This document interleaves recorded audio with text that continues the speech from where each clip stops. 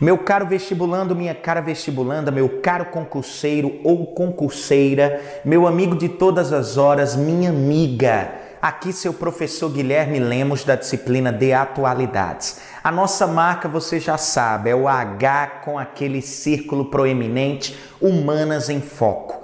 Eu quero trabalhar hoje com vocês um tema muito polêmico, como todo tema é, entretanto, envolve Dandara Ferreira dos Santos, que foi brutalmente espancada até a morte em fevereiro desse ano no bairro Bom Jardim, Fortaleza. Esse caso teve repercussão não só nacional, como internacional. E nos leva, esse fato da atualidade nos leva ao tema epidemia de justiçamento popular no Brasil. Ok? Então a aula de hoje, epidemia de justiçamento popular no Brasil e o caso Dandara Ferreira dos Santos. Ok? Joga a vinheta, Israel.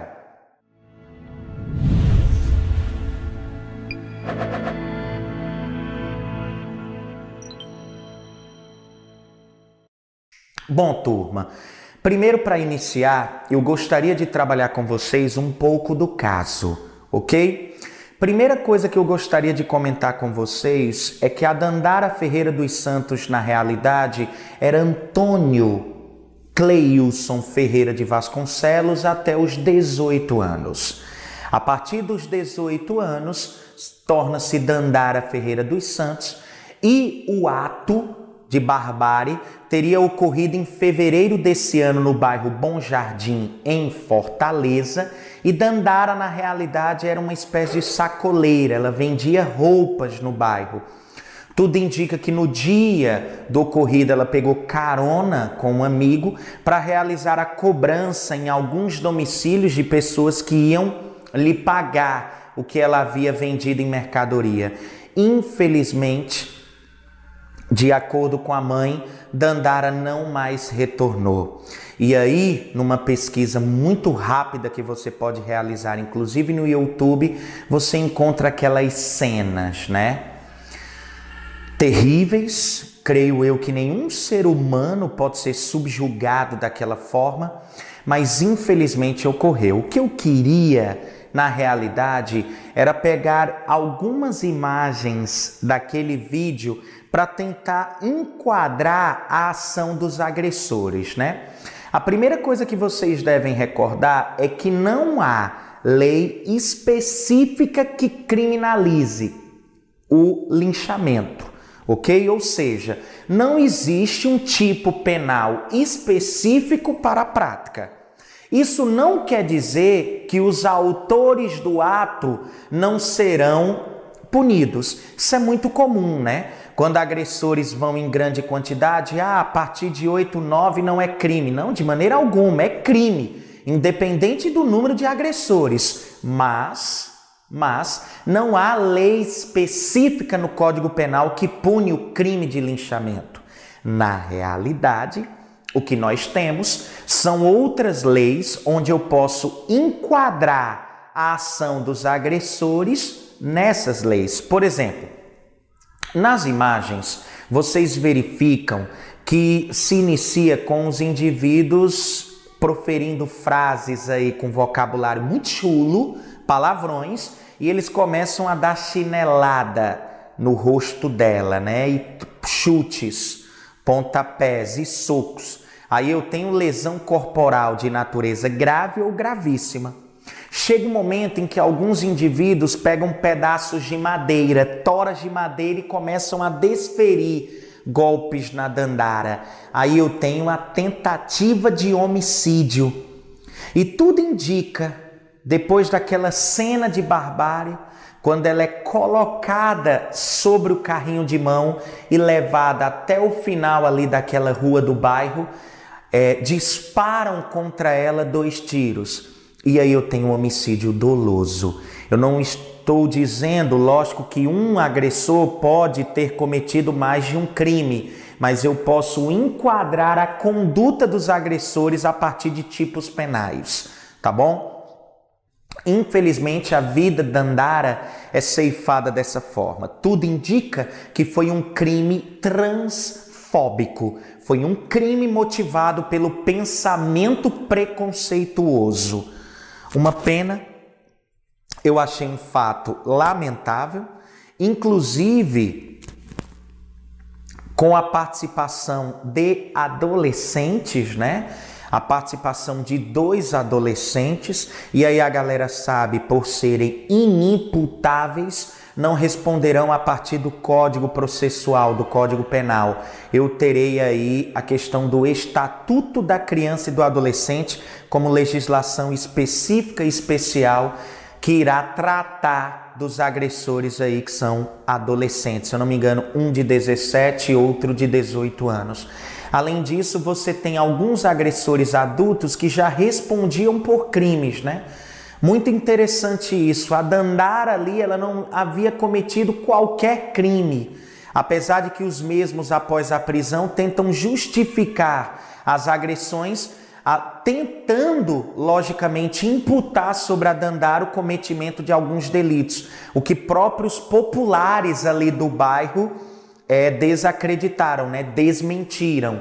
Mas chama a atenção que até o governador do estado do Ceará, o Camilo Santana, de uma maneira muito legítima, não poderia ser diferente, se sensibilizou, diz que repudiava todo e qualquer ato de violência, principalmente no caso específico da Dandara, e queria delegar ao secretário de Segurança do Estado que acompanhasse todo o processo de perto e que os mesmos, no caso os agressores, não sairiam impunes. Além disso, iria se reunir com a comunidade LGBT para a tratativa de políticas públicas, né? No sentido de criar aí instrumentos para uma inserção social, enfim, mais aprofundada, digamos assim.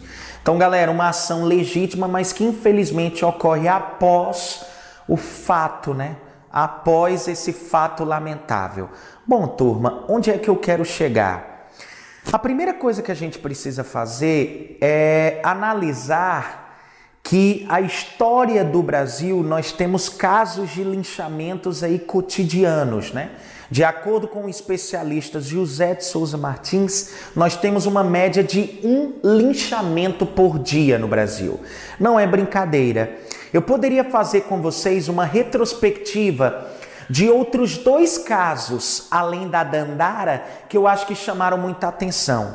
O primeiro caso, eu recordo, é de 2014. Aquele adolescente amarrado ao poste através da corrente com um cadeado de bicicleta no bairro do Flamengo, no Rio de Janeiro. Inclusive, mediante a ação dos ditos justiceiros, né, que haviam se organizado principalmente nas redes sociais. Eu me lembro daquela cena, o Israel vai projetar para vocês, do indivíduo nu, pelado, com várias marcas de agressão, inclusive com a orelha esquerda parcialmente decepada. E nós temos aí a presença de uma mulher que inclusive desce do seu prédio, do seu apartamento e consegue evitar que o pior ocorresse, no caso específico, a morte daquele indivíduo. Outro caso, inclusive essa mulher, ela já tem um histórico de lutas, né, envolvendo menores, inclusive em relação à chacina da Candelária, ela estava presente e foi matéria do Profissão Repórter da Rede Globo.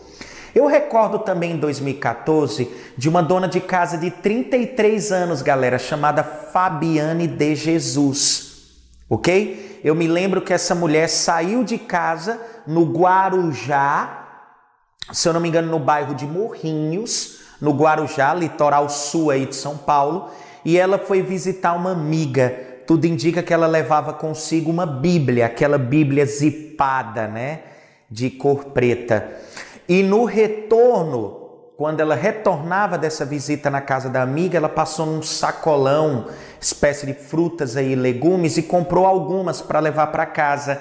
E quando ela estava retornando, ela foi dar uma dessas frutas a uma criança que estava perto de um orelhão.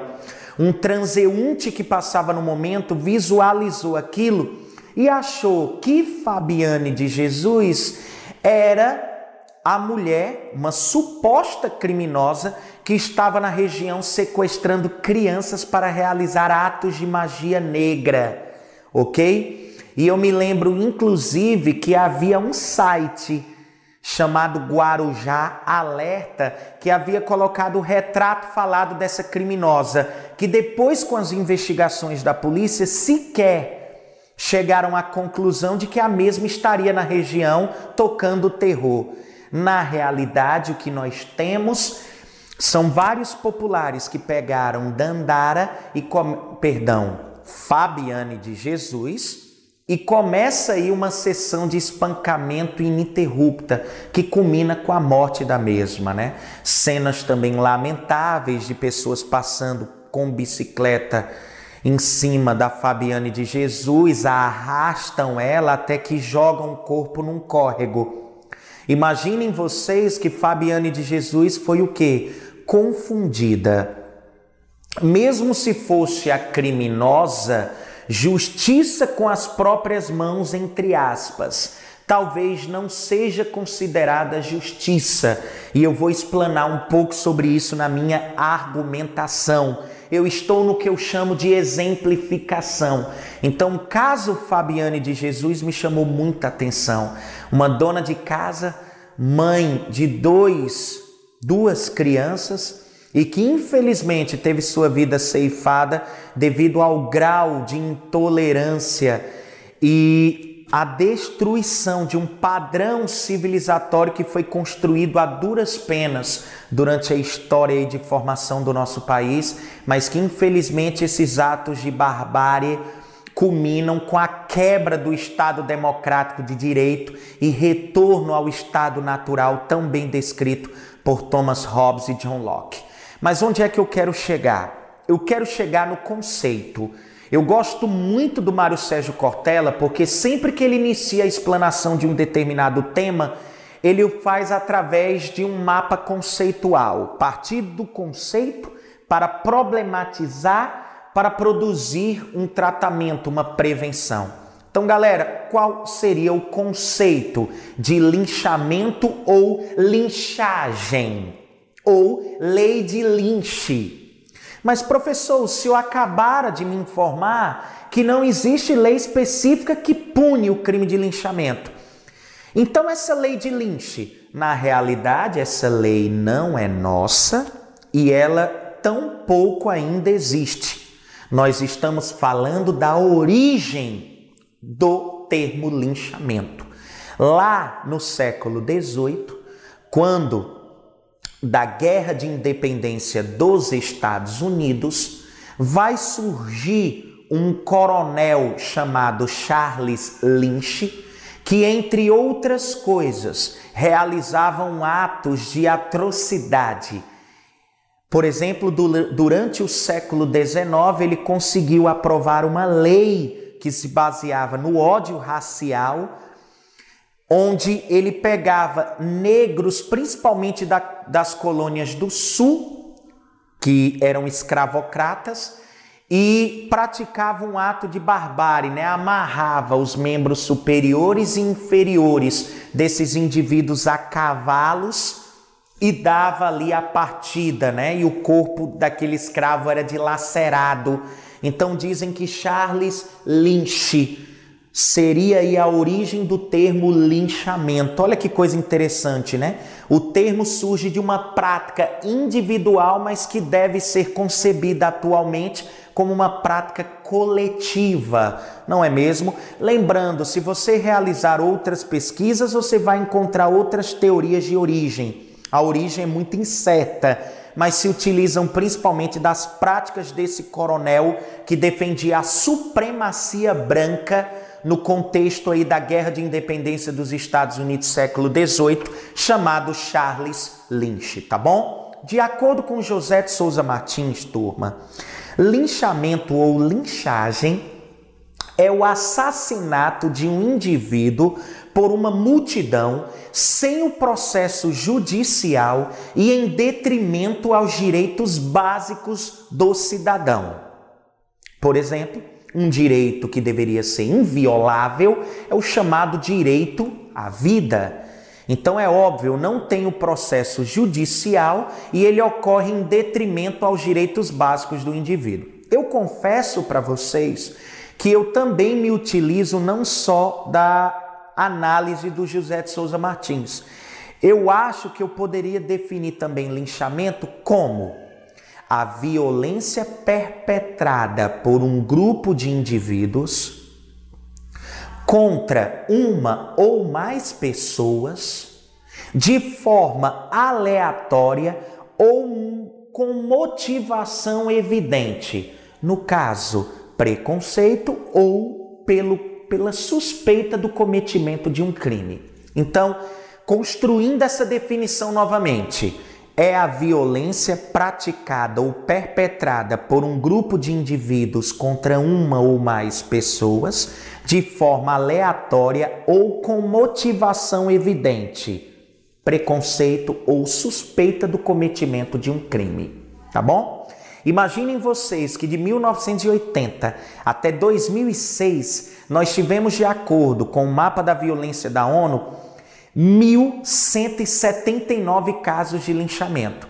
Imaginem vocês que isso é um crime subnotificado. Ou seja, com certeza nem todo caso de linchamento chega às autoridades. É óbvio, existem muitos casos, inclusive, que não chegam às autoridades como linchamento, e muitos casos, inclusive, em que algumas autoridades até fazem uma espécie de vista grossa, né? Obviamente não cabe aqui qualquer crítica à corporação, a gente está colocando a ação de alguns indivíduos, que inclusive chegam a gravar, como há imagens comprovando tal ato. Então, galera, se você observar, o maior número de casos de linchamento, dos 1.179 casos entre 1980 e 2006, ocorreram no estado de São Paulo, na cidade de São Paulo. Em seguida vem o Rio de Janeiro, acompanha muito o caráter demográfico, o caráter populacional, São Paulo, Rio de Janeiro e em terceiro, para minha surpresa, a Bahia. Exatamente, esses seriam os 3 estados que lideram em número de linchamentos. São Paulo, Rio de Janeiro e Bahia, tá certo? Bom, pessoal, eu gosto muito, quando eu vou falar de linchamentos, trazer à luz 3 conceitos que eu acho importantes: justiça, legítima defesa e justiçamento. E tentar, na minha argumentação, enquadrar o linchamento em um dos mesmos. Primeira coisa, justiça, como diz Aristóteles, é a base do Estado. É um instrumento criado para resolver conflitos entre pessoas. Para isso, nós temos leis e normas sobre as quais a sociedade está sujeita. Então, para termos a justiça sendo implementada, nós precisamos da ação de um reclamante contra o reclamado. Ok? O denunciante em relação ao denunciado, ao acusado. Então, é necessário que essa matéria, que essa ação, seja julgada de maneira imparcial e racional por parte do legislador. E para isso, para se termos justiça, é necessário 3 características básicas. O reclamante, ele vai ter a oportunidade de ser ouvido, ele vai relatar todo o caso. Mas num dado momento, o legislador vai sentir a necessidade de ouvir o denunciado. Temos aí a necessidade do contraditório como primeiro pré-requisito para que a justiça se estabeleça. Segundo, o direito de ampla defesa concedido ao acusado. Lembre-se da presunção de inocência. Até que se prove o contrário, o réu é inocente, ou pelo menos não culpado. Tem muitas pessoas que dizem hoje não culpado ser um termo mais corretamente utilizável, visto que quando, por exemplo, ao final vou discorrer, Segundo pré-requisito, amplo direito de defesa ao acusado. Terceiro, apresentação de provas inequívocas. Ao final, quando o legislador, o juiz, respeitar tudo isso, necessidade do contraditório, amplo direito de defesa ao acusado, apresentação de provas inequívocas, ele vai o quê? Considerar tudo isso para se ter a sua penalidade, né, aferida. Então eu tenho aí o que eu chamo de absolvição ou condenação, ok? No caso, se ele for condenado a uma pena de detenção ou de reclusão, eu vou ter a lei de execução penal, lei 4.210, sendo incidida, ou eu posso ter a absolvição. Lembrando que no caso da condenação, a pena tem que ser dura e compatível com a gravidade do ato delituoso. No caso da absolvição, ele é considerado um não culpado. O que significa isso? Significa dizer que não necessariamente a pessoa é inocente, não é mesmo? Pode ser que o juiz não tenha conseguido reunir provas suficientes para considerar aquela pessoa culpada. Então lembre-se disso, às vezes é necessário se utilizar da expressão não culpado, né, ao invés de inocente. Na realidade, o que a justiça não conseguiu foi reunir provas suficientes para comprovar sua culpabilidade. Então ele é considerado um não culpado, não propriamente inocente. Outro ponto que eu queria trazer para vocês é o seguinte, é terrível, né, galera? Quando uma pessoa culpada sai impune. Pior para a justiça é quando um inocente é considerado culpado. Então, antes de mais nada, o maior pilar da justiça é não punir inocentes. Então, preste atenção. No caso específico da Dandara Ferreira dos Santos, eu pergunto a vocês, ela teve a oportunidade de apresentar o contraditório? Não. Não houve a realização, por exemplo, da apresentação do contraditório. Segundo, ela teve direito à ampla defesa? Também não. Terceiro, turma, Dandara, Fabiano de Jesus, o adolescente amarrado ao poste, eles tiveram a oportunidade de apresentar provas de que não seriam os autores daquilo que haviam sido, por exemplo, rotulados, denunciados de que praticaram? Também não. Então, turma, eu não posso enquadrar o linchamento enquanto justiça, dentro do que nós chamamos de Estado Democrático de Direito. Ou seja, quem tem o direito de prender, julgar e condenar é a justiça e não eu. Isso é o respeito ao Estado Democrático de Direito, que tanto juízes, legisladores, quando vão começar a sua fala numa entrevista, sempre falam em defesa do Estado Democrático de Direito. Tá certo? Então, dessa forma, eu colocaria um não aí bem grande. Linchamento não pode ser configurado como justiça dentro do espectro do Estado Democrático de Direito. Mas, Guilherme, eu considero legítima defesa. Bom, eu me lembro muito bem de uma jornalista do SBT chamada Raquel Sherazade, que ela fez quando o jornal estava noticiando o caso do adolescente amarrado ao poste, um comentário que era mais ou menos o seguinte: o que resta ao cidadão de bem que ainda por cima foi desarmado? Se defender, é claro. Aí ela diz, o contra-ataque aos bandidos é o que eu chamo de legítima defesa de uma sociedade sem Estado, num estado de violência sem limite. E para aqueles que se apiedaram do marginalzinho amarrado ao poste e que são defensores dos direitos humanos, lanço uma campanha no Brasil. Por favor, adote um bandido. Essa é a opinião da Raquel Sherazade. Inclusive, na época foi muito criticada, se eu não me engano foi afastada temporariamente do jornal, foi ao programa lá da Eliana no domingo, no Ratinho, se explicar na realidade o que ela queria dizer com aquilo. Mas eu me lembro que ela rotulou o linchamento como legítima defesa coletiva. E o que foi que eu fiz? Uma pesquisa muito simples. Eu sou formado em Geografia pela Universidade Federal do Ceará, entretanto me utilizo muito do direito para as aulas de atualidades, estudando mesmo, fazendo apontamentos e meus diagramas pessoais.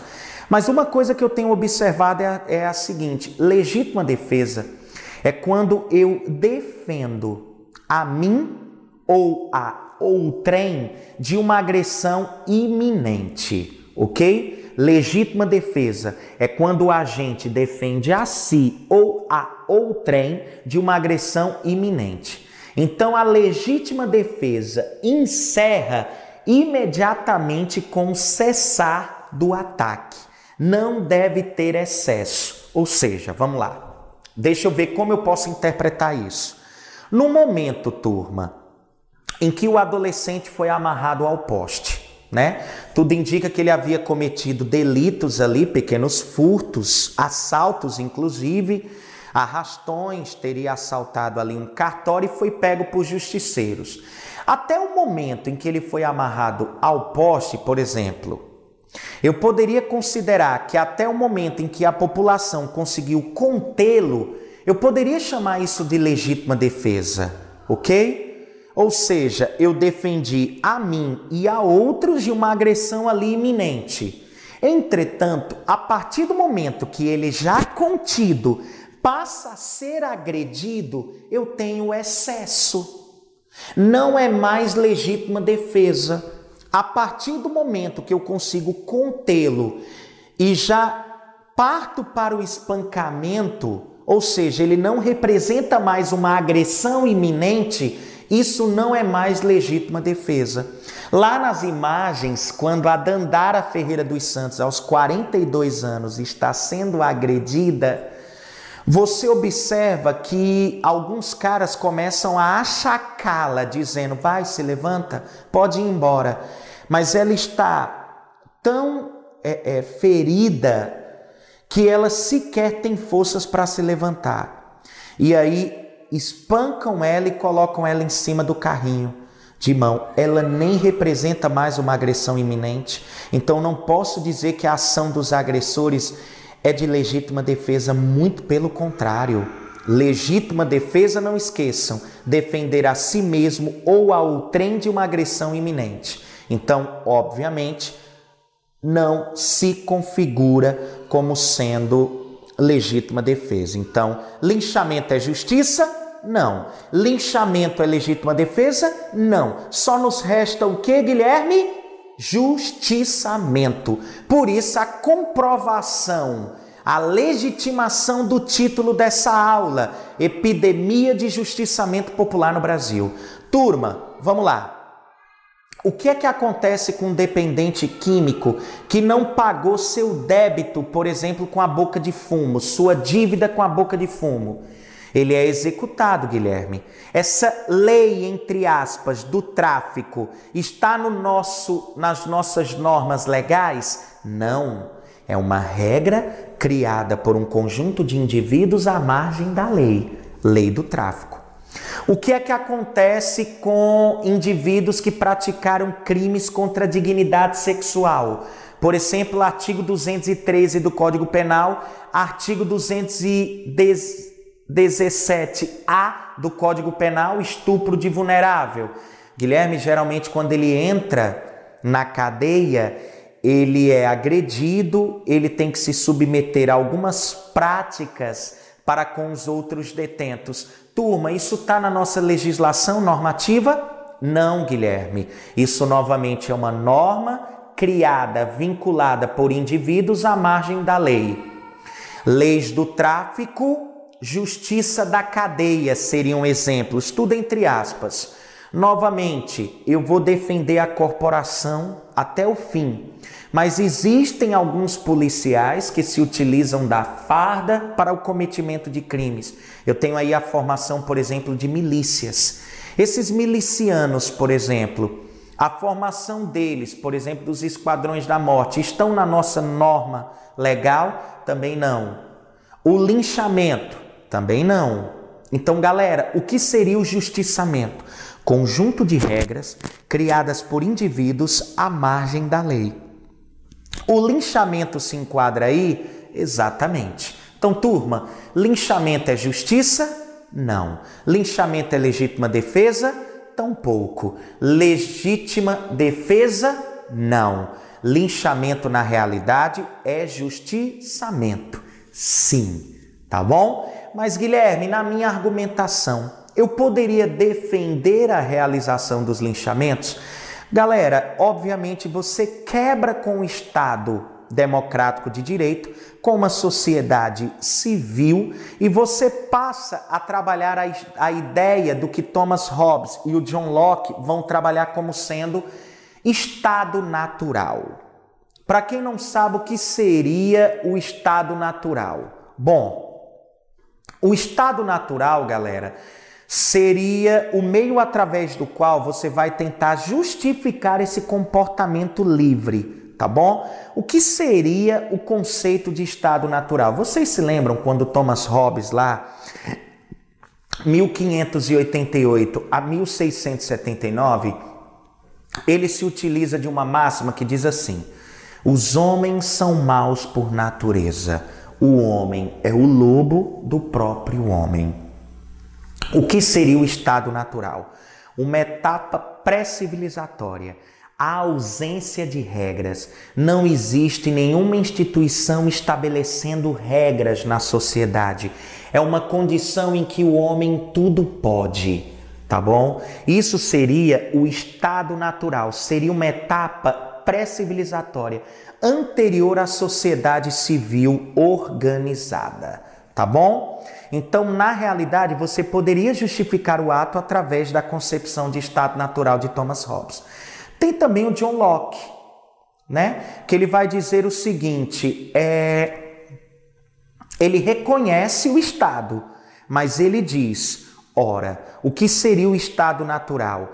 A ampla liberdade dos homens, mas ela não deveria ser usada para prejudicar o outro. Ela deve existir dentro da lei da natureza. Onde é que ele quer chegar? O linchamento ele ocorre por causa da quebra de confiança dos indivíduos no Estado. Então, se o Estado falhar, a população pode sim se rebelar. Por isso que muitos dizem, por que é que o linchamento ocorre? Porque o Estado deveria oferecer segurança pública, mas como ele falha na oferta desse direito, a população, ela possui, dentro do método de se rebelar, o direito de linchar. Por exemplo, eu me lembro muito quando a gente trabalhou um pouco dessa concepção lá na aula sobre Estatuto do Desarmamento, quando nós comentamos a segunda emenda da Constituição norte-americana. Caso a democracia seja usurpada, a população tem direito de punhar armas para lutar por ela, pela mesma, né? Coibir a presença de um governo ditatorial para a manutenção da democracia. Então, caso o Estado falhe nessa manutenção, a população tem o direito de se rebelar. Então, John Locke nos auxilia nessa concepção, tá bom? Então, galera, eu acho que uma frase, ela cabe muito para esse momento. Eu gosto muito de cordel. Eu vivo numa região em que nós temos uma academia de cordelistas muito ativa. E vocês conhecem também esse cordelista que toda sexta-feira está lá no programa da Fátima Bernardes, de Alto Santo, o Braulio Bessa, né? Esse baixinho aí arretado, com muito carinho, a expressão utilizada. E ele tem uma frase que eu gostaria de finalizar que diz assim: perdoar não lhe torna fraco e covarde. Ao contrário, perdoar lhe torna forte, livre e tolerante. A vingança dura apenas um instante, mas o perdão dura toda uma eternidade. Repetindo, perdoar não te torna fraco e covarde. Ao contrário, lhe torna forte, livre e tolerante. A vingança dura apenas um instante, mas o perdão dura toda uma eternidade. Turma, um cheiro grande. Professor Guilherme Lemos, da sua disciplina de atualidades, curso online Humanas em Foco. Um cheiro grande. Até a próxima, se Deus quiser.